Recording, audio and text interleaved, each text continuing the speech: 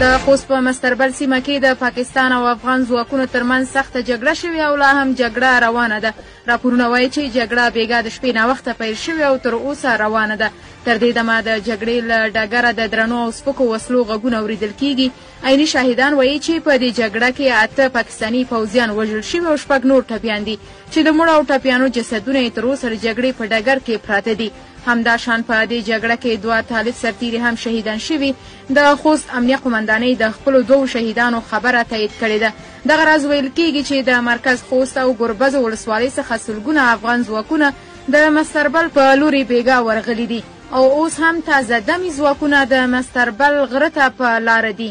جګړه هغه مهال رامنځته شوې کله چې پاکستاني پوځیانو د مستربل غره د نیولو هڅه وکړه او له مستربل غره را دې خوا د پوستو جوړولو هڅه وکړه. طالب ځواکونو په میړانه د پنجاب اجیرو ملیشو مخه نیولې او غاښ ماتونکی ځواب یې ورکړی دی. په یو بل خبر کې اورئ چې په نیمروز کې د پاکستاني پوځیانو په ډزو کې ملکي